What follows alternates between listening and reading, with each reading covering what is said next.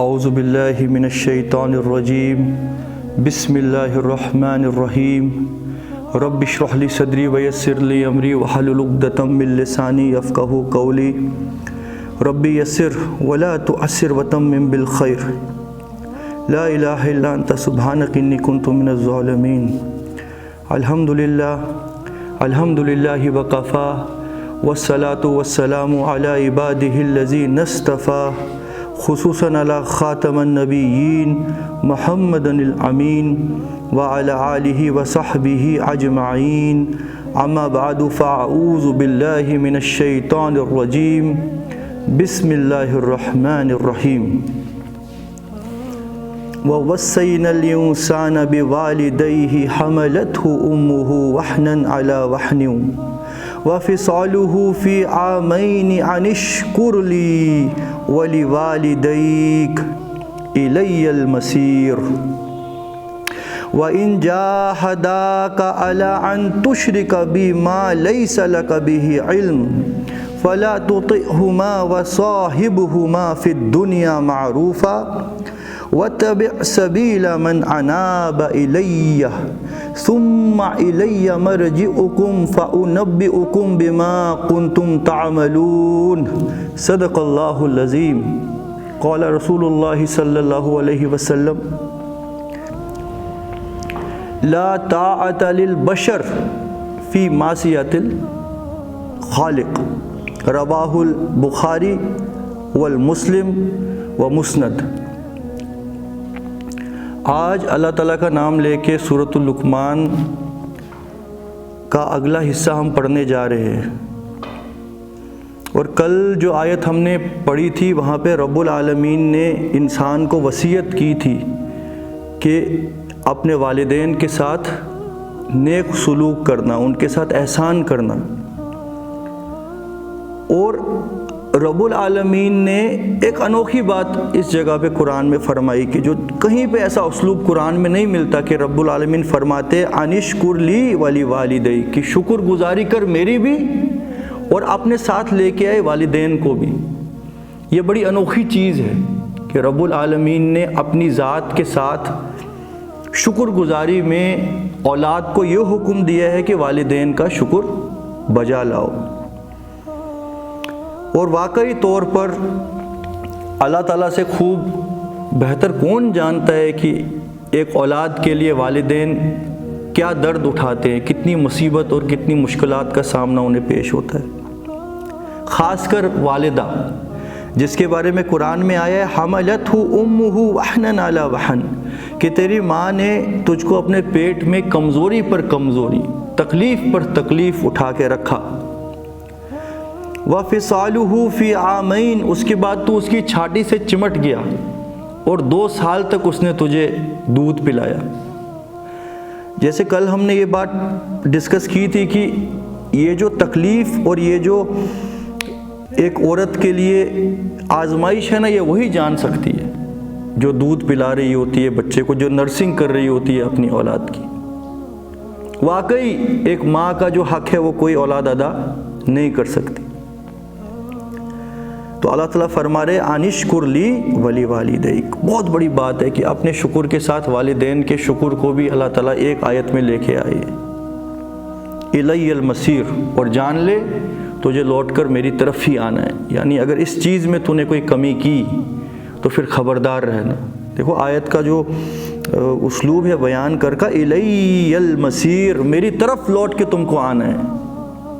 تو پھر اگر تم نے وہ حق ادا نہیں کیا ہو، والدین کے ساتھ احسان اور حسن سلوک نہ کیا ہو، تو پھر تمہیں میرے سے کوئی بچانے والا نہیں۔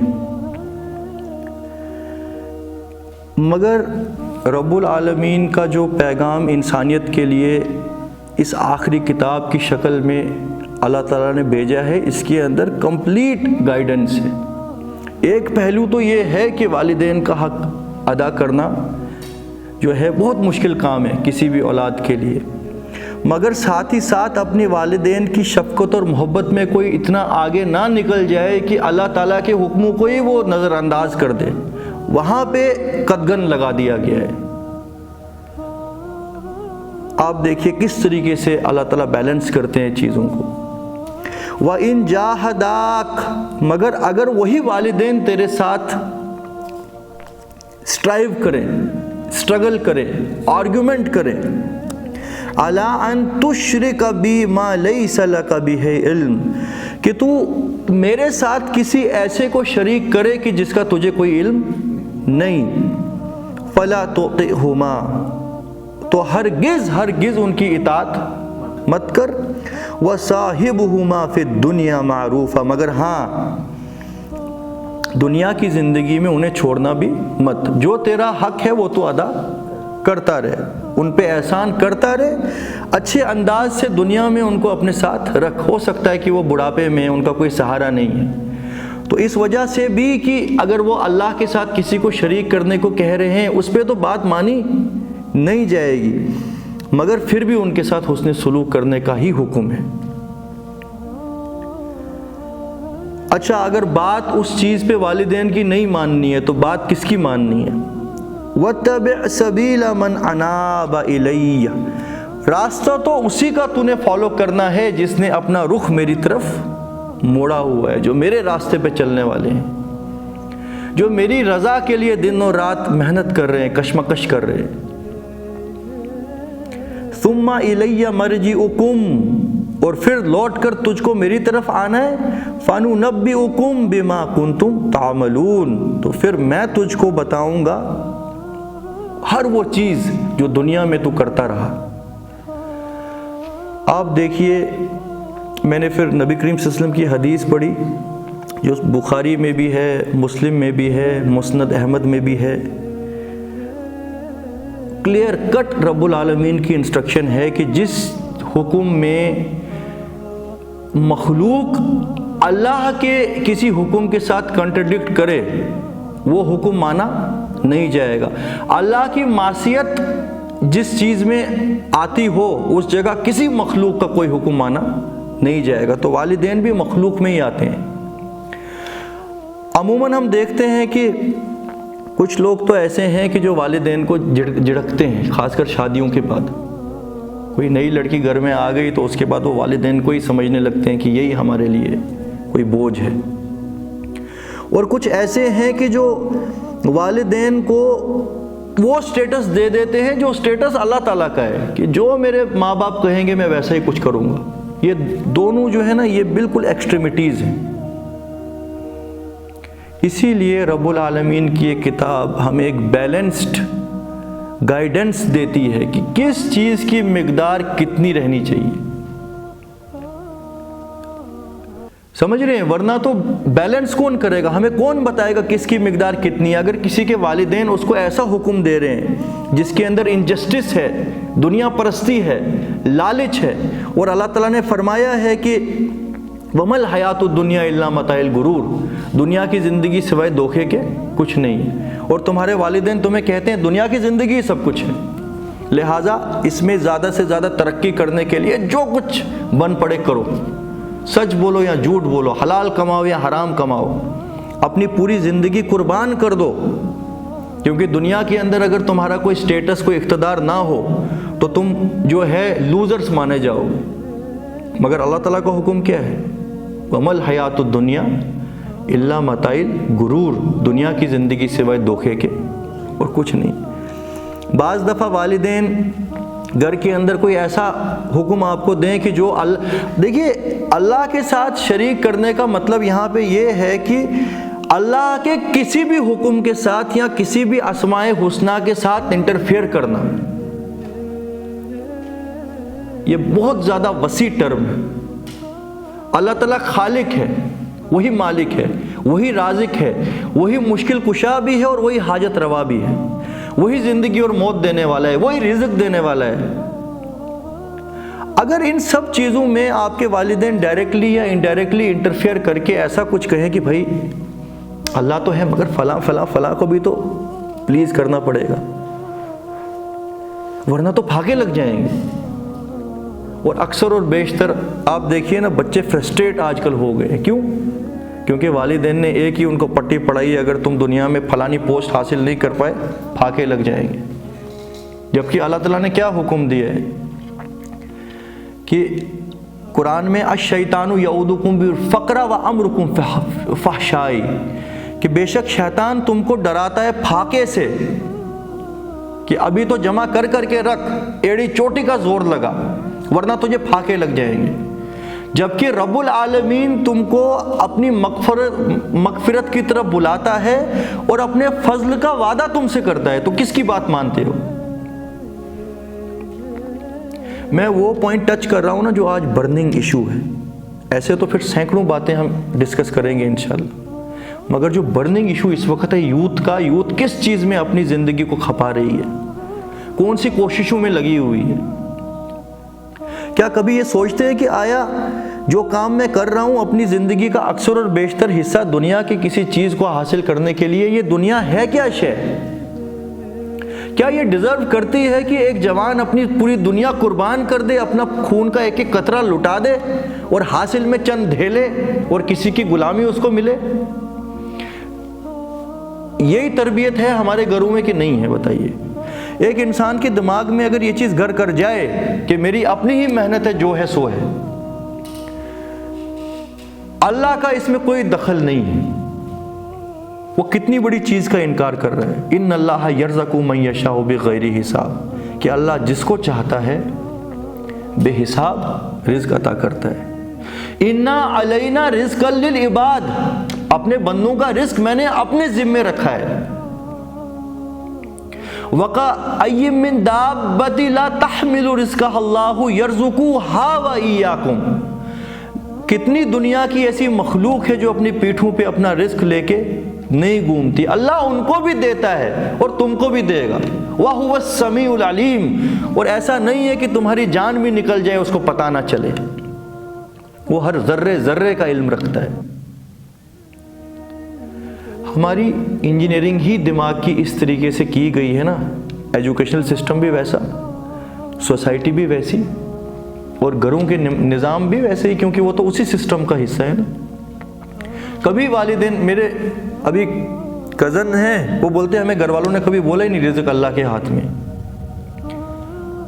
اب وہ بیچارہ محنت کر کے جیسے تیسے اپنا بزنس اسٹیبلش کر چکا ہے وہ، مگر فرسٹریٹ ہو گیا ہے اور ڈپریشن میں۔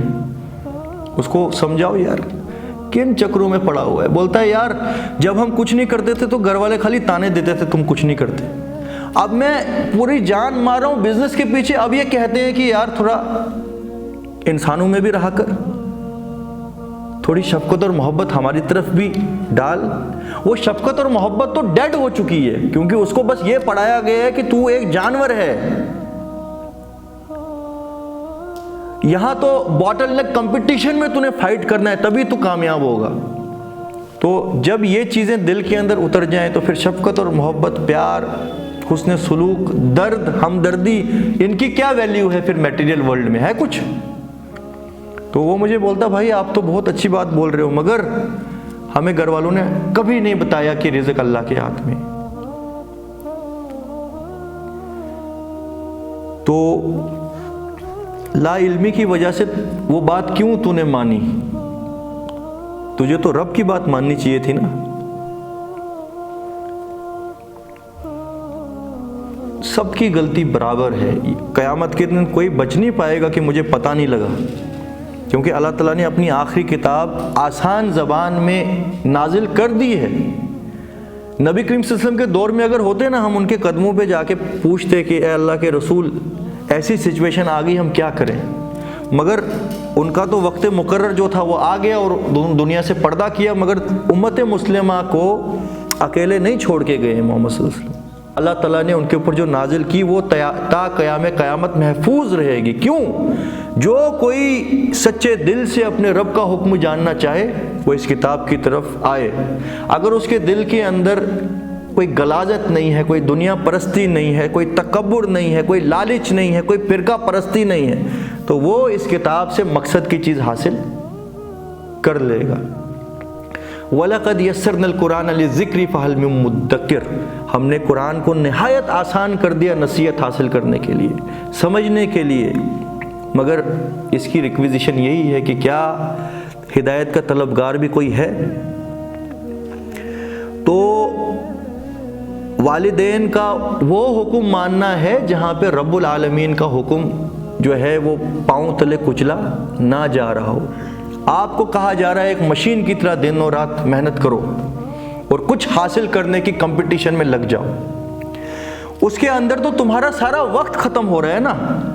انسان کی جو بھی انرجی ہے، جو بھی توانائیاں ہیں، وہ اگر تم کوئی ادنا مقصد دنیا کا طے کر لو اور اس کے اوپر لٹا دو تو یہ دین کے جو مقصد ہیں یہ کون پورے کرے گا؟ پھر دین ہے، اس کا عالم بردار بن کے کون کھڑا ہوگا؟ قرآن میں آیت رسولوں کے بھیجنے کا مقصد کیا بھیجا ہے؟ لیکون الناس بالقسط، کہ اے نبی محمد صلی اللہ علیہ وسلم ہم نے تم کو مبعوث کیا اسی طرح جس سے پہلے تم سے پہلے نوح، ابراہیم اور باقی انبیاء ہم نے بھیجے. لیکون الناس بالقسط، تاکہ انسانیت عدل اور انصاف کے اوپر قائم ہو. تو کون کرے گا عدل اور انصاف کی بات، سچائی کی بات، حق کو نافذ کرنے کی بات، انجسٹس کے خلاف، ایکسپلائٹیشن کے خلاف، جب تم سارے کے سارے اسی چیز میں مگن ہو جس کے پیچھے ساری دنیا مگن ہے؟ ایک ایسپیکٹ یہ ہے جو آج برننگ ایشو ہے. دوسرا تو پھر بہت چیزیں ایسی ہوتی ہیں، والدین بھی کیونکہ وہ بھی لا علمی میں مبتلا ہوتے ہیں، دین سے بہت دور، دنیا پرستی کے اندر وہ بھی غرق ہوتے ہیں. وہ بھی آپ کو وہی چیزیں بتائیں گے کہ جو ان کو لگتا ہے صحیح ہے، مگر ہمیں دیکھنا ہے رب کے حساب سے صحیح کیا بات ہے. بعض دفعہ گھر کے اندر انجسٹس ہو رہی ہو، آپ کے گھر میں 2 بہویں آئی ہے کہ نہیں، ایک کے ساتھ زیادتی ہو رہی ہے، ایک کے ساتھ زیادتی نہیں ہو رہی. کر کون رہا ہے؟ والدین کر رہے ہیں. ان میں ان کے کوئی میٹیریل ڈیزائرز ہوتے ہیں. ایک بیچاری، وہ بھی تو کسی کے جگر کا ٹکڑا تم گھر میں لے کے آئے، اس کو دبایا جا رہا ہے. تو رب العالمین نے کیا فرمایا؟ عدل اور انصاف ہونا چاہیے. وہ ایک انڈیویجول کی لائف میں، ایک فیملی کی لائف میں، ایک سوسائٹی کی لائف میں، ایک اسٹیٹ کی لائف میں، فرام ٹاپ ٹو باٹم عدل اور انصاف قائم کرو. ان اقیم الدین، کہ دین کو قائم کرو جس کی وجہ سے دنیا میں خیر پھیلے گا. اگر آپ کے اپنے گھر کے اندر عدل اور انصاف نہیں ہو رہا ہے تو آپ کہاں، اگر آپ کو باہر اتھارٹی مل جائے، آپ عدل انصاف قائم کرو گے؟ تو اس وقت بھی بڑا ڈیفیکلٹ سچویشن ہوتی ہے نا کہ والدین کے ساتھ پھر بات کرنے کی، یہ آپ جو کر رہے ہیں تو غلط ہے. اگر وہ کسی کے گھر سے آئی ہے تو یہ بھی تو کسی کے جگر کا ٹکڑا آپ لے کے آئے ہو، تو اس وقت پھر آرگیومنٹ ہو جاتے ہیں. یہ وہ چیزیں ہیں کہ جو ہم نے اپنی زندگی میں دیکھی. بعض دفعہ والدین ایسا حکم دے دیں گے کہ آپ دیکھتے ہیں جنرلی کیا ہوتا ہے ہمارے گھروں کا سسٹم کہ کوئی امیر رشتہ دار آ گیا تو اس کے لیے بڑے اچھے قسم کے پکوان بنتے ہیں. کیوں؟ کیونکہ جی یہ ہائی لیول لوگ ہیں، یہ ہمیں بھی بیچ میں ایسی دعوت دیتے ہیں. کوئی بیچارہ غریب رشتہ دار تمہارے گھر میں آ جائے تو اس کے لیے کوئی خاص ویلکمنگ اللہ ماشاء اللہ ہوں گے کوئی اللہ کے بندے کی جو ان کے لیے بھی ویسا ہی دسترخوان بچھاتے ہوں، مگر اکثر اور بیشتر کی کنڈیشن کیا ہے؟ پارشلٹی. اللہ کا حکم کیا ہے؟ ذی القربى والیتامى والمساکین وابن السبیل والسائلین وفی الرقاب، کہ اللہ کے بندے تو وہ ہیں جو اپنے محبوب مال کو خرچیں اپنے قرابت داروں پہ، یتیموں پر، مسکینوں پر، مدد کے لیے ہاتھ اٹھانے والوں پر. تو کس گھر میں یہ کچھ ہو رہا ہوتا ہے کہ جو زیادہ ڈیزرونگ ہے اس کے ساتھ زیادہ حسن سلوک کیا جائے؟ خالی بت کے آگے جھکنا نہیں ہے یہاں حکم کہ باپ بولے گا جی بت کے آگے جھکو، تم نے نہیں جھکنا ہے. یہ اللہ کی انسٹرکشنز اور اللہ کے اسماء الحسنہ کے اندر کوئی بھی انٹرفیرنس ہو اس کے اندر کسی کی بھی اطاعت نہیں کی جائے گی. آپ کیوں نہیں اٹھ کے بولیں گے کہ افسر ہمارے گھر میں آتا ہے اس کے لیے 10 قسم کے پکوان، اور جو بیچارہ غریب ہے اس کو تم نیچی نگاہ سے دیکھتے ہو جبکہ وہی زیادہ ڈیزرو کرتا تھا حسن سلوک کا؟ ہے نا یار، اسلام فطرت کی بات کرنے والا ہے نا. کون یہ باتیں کرتے ہیں اپنے گھروں میں؟ اور ضروری نہیں ہے کہ آپ بدسلوکی سے یہ بات کہیں، آپ حکمت کے ساتھ، عدل اور انصاف کے ساتھ یہ بات کہیں. آپ کھاتے پیتے گھر کے ہیں اور آپ کا پڑوسی بھوکا ہے نا، وہ آپ تک کچھ نہیں پہنچا سکتا کیونکہ وہ ہے ہی بیچارہ ہینڈ ٹو ماؤتھ، تو آپ کے گھر سے بھی ان کے لیے کچھ نہ جائے۔ مجھے بتائیے ہیں یہ سوسائٹی میں یہ بیماریاں کہ نہیں ہے سر؟ یہ کریکٹر ہے مسلمانوں کے، جبکہ نبی کریم صلی اللہ علیہ وسلم کی کلیئر کٹ حدیث ہے کہ وہ شخص اللہ کی قسم مومن نہیں ہے کہ جو خود پیٹ بھر کے کھائے اور اس کا پڑوسی بھوکا ہو۔ اور یہاں تک انسٹرکشن ہے کہ اگر تم کوئی پھل گھر میں لے کے آتے ہو اور پڑوسی کے گھر والوں تک نہ پہنچا سکو تو اس کا چھلکا چوک اپنے دروازے کے باہر نہ پھینکنا جہاں اس کے بچے اس کو دیکھیں اور ان کا دل للچائے۔ ہوتا ہے یہ؟ ایسا کون سا مومن خاندان ہے جہاں پہ یہ سب چیزیں ہوتی ہیں؟ تو ہم کس منہ سے اللہ تعالیٰ کے پاس جانے والے ہیں؟ ذرا یہ بھی ہم حساب کتاب لگا لیں۔ تو آپ یہ دیکھیے، یہ میں نے آپ کو چند وہ ایگزامپلس دی ہیں کہ جو میں نے خود اور آپ میں سے پتہ نہیں کون کون یہ چیزیں سوچتے ہیں جب وہ یہ دیکھیں۔ اکثر اور بیشتر کو تو سوچنے کا ٹائم ہی نہیں ہے، وہ تو بزی ہو گئے ہیں دنیا پرستی کے اندر۔ ان شارٹ، اللہ تعالیٰ کا حکم، اللہ کی کتاب کا حکم، اللہ کے اسماء الحسنہ، ان کے اندر کوئی انٹرفیرنس کسی انسان کی نہیں ہو سکتی۔ اور کسی انسان میں سب سے بڑا درجہ جس کو اللہ نے دیا ہے عام انسانوں میں، تمہارے والدین، ان کی بھی نہیں ہو سکتی، تو پھر باقی کون سی کھیت کی مولیاں ہیں؟ تو وَإِن جَاهَدَاكَ عَلَىٰ أَن تُشْرِكَ بِي مَا لَيْسَ لَكَ بِهِ عِلْمٌ، اور اگر وہ تمہارے ساتھ انٹرفیئر کریں، تمہارے ساتھ فائٹ کریں یا آرگیو کریں یا بحث کریں کہ اللہ کے علاوہ کسی اور کا اس کا شریک ٹھہرا، اب یہ شریک ٹھہرا میں خالی بت اگر ہم نے رکھ دیے تو پھر مفہوم ادا ہی نہیں ہوگا، پھر تو جیسی دنیا چل رہی ہے ویسی ہی چلے گی۔ اللہ کے حکم کے علاوہ کسی اور کا حکم ماننا بھی شرک ہے۔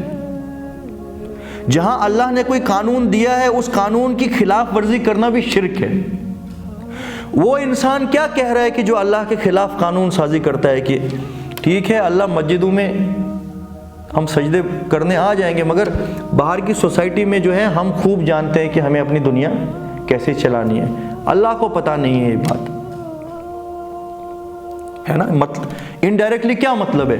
یہی ہے نا کہ ہم نے قانون سازی کی، ہم نے لا فریم کیا، یہ لا ایبسلیوٹ ہے۔ اور آج دنیا کا حال دیکھو، جس لا کے اوپر دنیا چل رہی ہے، عدل اور انصاف نام کی کوئی شے کہیں موجود ہے؟ اکثر اور بیشتر انسانیت کولو کا بیل بنی ہے، کتنی بار یہ بات ڈسکس ہو گئی ہے، اور وہ کہتے ہیں کہ ہمارا ذہن جو ہے ذہنی ارتقاء کر کے انسانیت سینچریز کے حساب سے ان قانونوں تک پہنچی، اور اس کا رزلٹ کیا ہے؟ اکنامکل سسٹم اس طریقے سے ڈیولپ ہو گیا ہے کہ غریب آدمی غریب سے غریب تر ہے، اکثر اور بیشتر انسان جانور ہے، صبح سے شام تک لگے ہوئے ہیں، کولو کا بیل بنے ہوئے ہیں، پھر بھی بنیادی ضرورتیں پوری نہیں ہوتی۔ بے شرمی اور بے حیائی اپنے کلائمیکس کے اوپر ہے، عدل اور انصاف کی دھجیاں اڑ رہی ہیں کہ 21 صدیوں کا یہ ارتقاء ہے ذہن کا انسانوں کا۔ کیوں؟ کیونکہ اللہ کے حکموں کو انہوں نے قدموں تلے روندا ہوا ہے۔ تو ہم یہ جانیں کہ اللہ کے ساتھ شریک کرنا یعنی اللہ کے آرڈرز کے اندر انٹرفیئر کرنا، کسی کے اختیار میں اللہ نے یہ بات نہیں دی۔ ان کی اطاعت ہرگز نہ کر، مگر دنیا میں ان کے ساتھ اچھا سلوک کرنے سے منع نہیں ہے۔ کیا بیلنس ہے یار، ذرا ہے کوئی دنیا کی اتنی بیلنسڈ کتاب؟ کیونکہ بہرحال والدہ کا تو حق ادا نہیں کر سکتا۔ اور آپ کو پتہ ہے ایک بہت اچھی روایت ہے اس کے اوپر کہ ان صحابی کا مجھے نام یاد نہیں ہے، مگر جب وہ کلمہ پڑھ گئے اور ایمان لے آئے اور نبی صلی اللہ علیہ وسلم کے ساتھ پارٹیسپیٹ کرنے لگے اس دین کے لیے، تو ان کی والدہ نے بھوک ہڑتال کر دی۔ یاد ہے آپ کو ان صحابہ کا نام کیا تھا؟ اور کہنے لگی میں مر جاؤں گی اب اگر تو واپس ہمارے دین کے اندر لوٹ کے نہیں آیا۔ تو بڑی کشمکش ہو گئی ذہن کے اندر کہ ایک طرف والدین کے اتنے حقوق اور والدہ کہہ رہی ہے میں مر جاؤں گی، یہ پھر تیرے دین کے حساب سے تو اللہ کے یہاں پکڑا جائے گا کہ تو نے والدہ کا دل توڑا۔ مگر جب کلیئر کٹ انسٹرکشن اللہ کی طرف سے نازل ہو گئی نا، ان کو تھپکی ملی اللہ کی طرف سے، پھر انہوں نے یہ فرمایا ان صحابہ نے کہ تیری جیسی 100 مائیں بھی اگر مر جائیں پھر بھی میں اللہ کے حقیقی دین کو چھوڑنے والا نہیں ہوں، مطلب فل سٹاپ، اللہ کے معاملے میں کسی اور کا حکم ماننا نہیں۔ اور بڑا ایک ٹپیکل مسئلہ آ چکا ہے، اور غالباً مجھے لگتا ہے امت کے اندر یہ پچھلے 600 سال سے، جب لوگوں نے خود قرآن چھوڑ دیا اور قرآن کی رسپانسبلٹی ایک مخصوص طبقے کے اوپر رکھ دی جن کو علماء کہنے لگے۔ اور علماء سے مراد ان کی علماء حقیقی نہیں ہوتا ہے، ان کی مراد ہوتی ہے ہمارے فرقے کا علماء جو کہے گا، سمجھ رہے ہو؟ کیونکہ علماء کی ڈیفینیشن بریلویوں کی کچھ اور ہے، دیوبندیوں کی کچھ اور ہے، اہل حدیث کی کچھ اور ہے، پتہ نہیں کتنے کتنے نام ہیں، سلفی کی کچھ اور ہے، اور ان سب کے اپنے اپنے علماء ہیں، وہ سارے کنٹرڈکٹ کرتے ہیں۔ مگر اللہ کی کتاب سے کوئی فتویٰ لینے نہیں جاتا، فتویٰ وہ اپنا من پسندیدہ اپنے مقصد کے علماء سے لے لیتے ہیں۔ بعض دفعہ اللہ کے حکموں کے خلاف وہ بات کر دیتے ہیں، ایسا تگڑم لگاتے ہیں نا کہ محسوس ہوگا یار یہ تو بالکل صحیح بات کر رہے ہیں، مگر ہوتی وہ ایسی بات ہے اسلام کی جڑیں کھود دینے والی۔ فار انسٹنس اللہ تعالیٰ نے سود کو حرام کیا ہے کہ نہیں؟ اور سود جیسا حرام بھی کوئی حرام ہے؟ سود جتنا بڑا حرام ہے اتنا حرام اور کوئی چیز ہے جس کا سب سے کم تر درجہ ہے ماں کے ساتھ غلط کام کرنا؟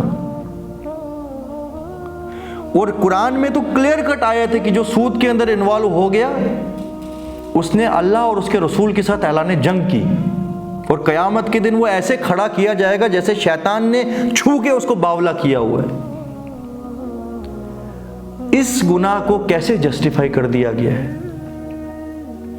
کہتے ہیں کہ یہ سود وہ سود نہیں، مسجدوں کے اکاؤنٹ بینکوں کے اندر ہے، کروڑوں روپیہ مسجدوں کے اکاؤنٹ میں پڑا ہوا ہے بینکوں کے، اور وہ بینک اس پیسے کو چاٹتے ہیں کیا؟ وہ تو آگے یوز کرتے ہیں بزنس میں سود کے اوپر قرض دینے کے لیے۔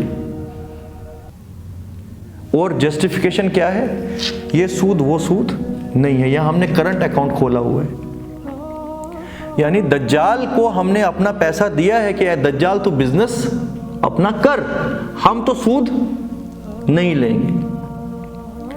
تو اکثر اور بیشتر لوگ گاڑیاں آج سود پہ لے رہے ہیں، بائک سود پہ لے رہے ہیں، ایک کمرہ ہے تو دوسرا کمرہ بنانے کے لیے سود پہ لون لے رہے ہیں۔ آج تو آن لائن ملتا ہے قرضہ سود پہ، چاہے تم کرتے ہو یا کچھ نہ کرتے ہو۔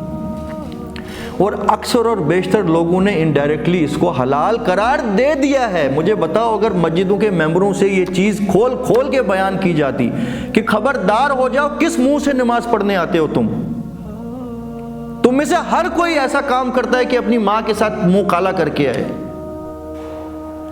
تو کیا اثر پڑتا مسلمانوں پہ کہ نہیں پڑتا؟ سچ بولنا۔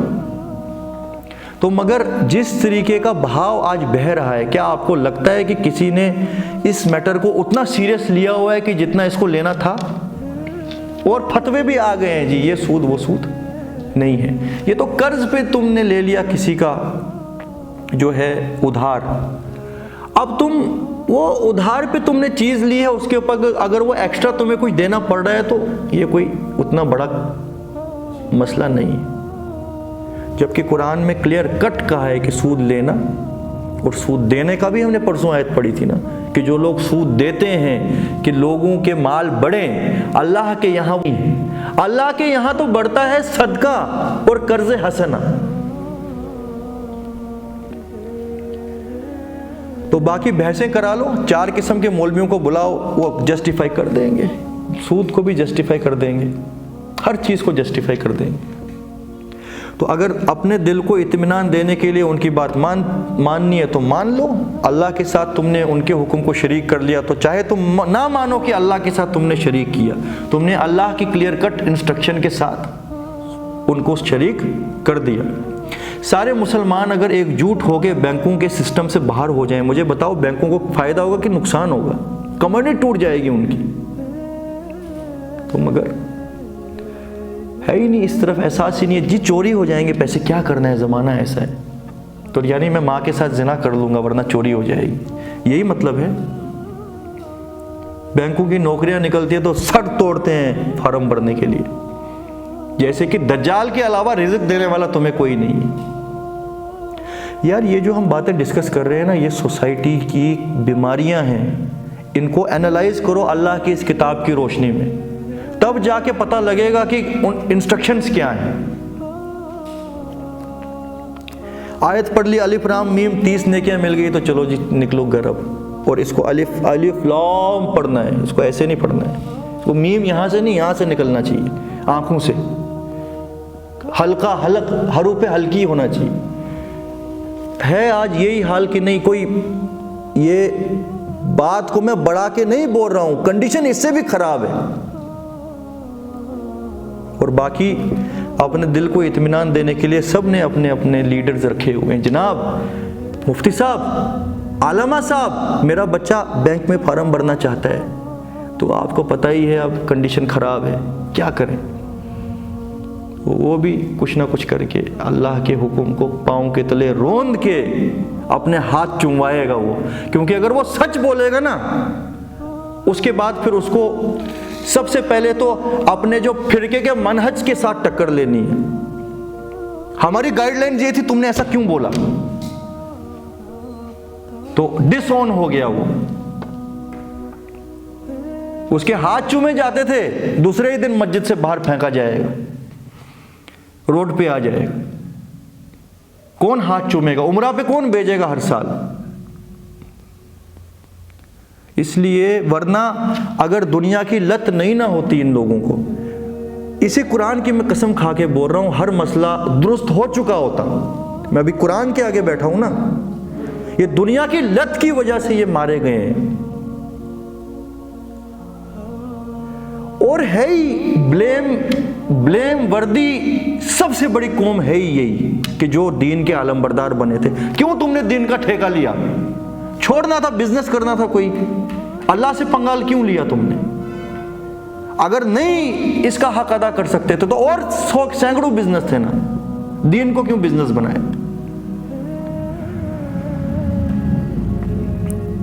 وَاتَّبِعْ سَبِيلَ مَنْ عَنَابَ, اور اے انسان پیروی تو تو نے اسی کی کرنی ہے کہ جس نے اپنا رخ میری طرف موڑا ہوا ہے, جو میری طرف رجوع کرنے والا, جس نے میری رضا جوئی کے لیے اپنی پوری زندگی قربان کر لی ہے. ایسے ساتھی ڈھونڈو, ایسے گروپ ڈھونڈو, ایسے لوگ ڈھونڈو جو اللہ کے راستے میں ہر کچھ قربان کرنے کو تیار ہو. ان کے ساتھ رہو, پیروی ان کی کرو. ثم الی مرجعکم, پھر لوٹ کر تم کو میری طرف آنا ہے. فَأُنَبِّئُكُم بِمَا كُنتُم تَعْمَلُونَ, پھر میں تم کو بتاؤں گا کیا کچھ کرتوت تم دنیا میں کر کے آئے.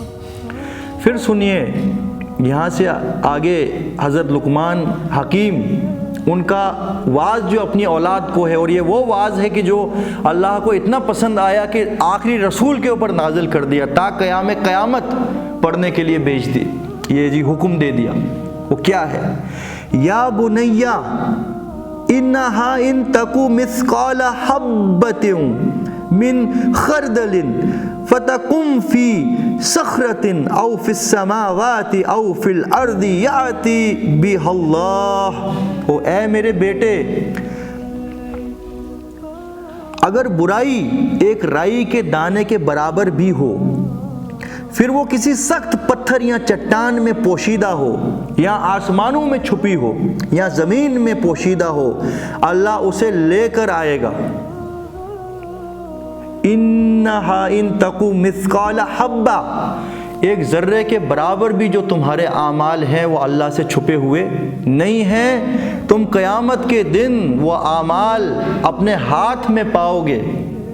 حیران ہو جائے گا انسان کہ میں نے کسی کو پانی پلایا تھا، میں تو بھول گیا، کسی پیاسے کو، ریکارڈ میں درج ہے۔ حیران ہو جائے گا کہ آنکھوں کی خیانت تک رب نے ریکارڈ کر کے رکھی تھی۔ یعلم خیانت العیون، کسی کو کچھ غلط اشارہ اگر کیا تھا وہ تک پائے گا۔ تو ایسے رب سے کیا چھپا ہوا ہے؟ تو ہم کس کے ساتھ پنگا لیتے ہیں دن اور رات؟ اس کو نہیں پتہ ہے تمہارا دل گواہی دیتا تھا یہ بات غلط ہے، تب بھی تم جاتے تھے دوسروں سے فتویٰ لینے تاکہ وہ غلط کام تم کرو۔ اللہ کو پتہ نہیں ہے؟ عالم بذات الصدور، وہ دلوں کے چھپے ہوئے بھید تک جانتا ہے۔ تو اے میرے بیٹے، چاہے کوئی اعمال ہو، ایک ذرہ برابر ہو، رائی کے دانے کے برابر ہو، کسی چٹان کے اندر، زمین کی پاتال کے اندر ہو یا آسمان میں ہو، یاتی بہ اللہ، اللہ اس کو نکال کے ایکسٹریکٹ کر کے اس حساب سے تمہارا فیصلہ کرے گا۔ ان اللہ لطیف خبیر، اللہ ہے ہی بہت باریک بین اور ہر چیز کی خبر رکھنے والا۔ لطیف ہوتا ہے ایون مائنیوٹسٹ ڈیٹیلز اللہ سے چھپی ہوئی نہیں ہے۔ جیسے قرآن میں ہے نا، وہ آنکھوں کی خیانت تک جانتا ہے، تو تمہارے دلوں کے بھید جانتا ہے۔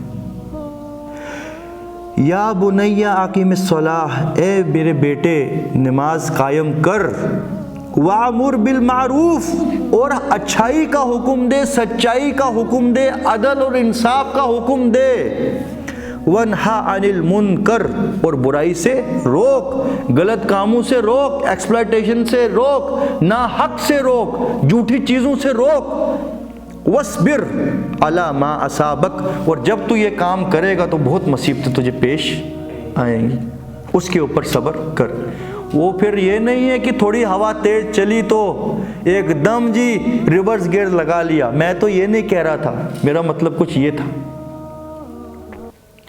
آپ دیکھیے لقمان علیہ السلام کے وعظ کے اندر سورۃ العصر کا اشارہ مل رہا ہے نا، والعصر ان الانسان لفی خسر الا الذین آمنوا وعملوا الصالحات وتواصوا بالحق وتواصوا بالصبر، کہ تمام انسان جو ہے وہ جہنم میں سڑیں گے سوائے ان کے جو سچے دل سے ایمان لائے اور عمل پھر ان کے ایمان کے حساب سے نیک ہو، اور ایک دوسرے کو سچائی اور حق کی طرف بلایا۔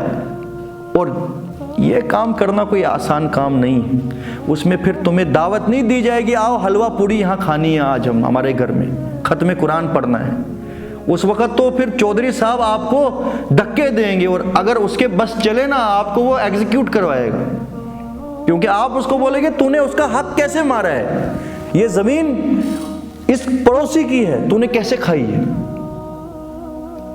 تم کہاں سے یہ حرام کی دولت لے کے آتے ہو، تمہارے بینکوں کے اندر پیسہ کیوں پڑا ہوا ہے، اور تم مسجد کے خطیب ہو، قاضی ہو مسجدوں کے، اور پیسہ بینک میں ہے، کیسے؟ تو مجھے بتاؤ حلوہ ملے گا کہ پوڑی ملے گی؟ یہ تو تمہارے اپنے لوگ تمہاری چمڑی ادھیڑ دیں۔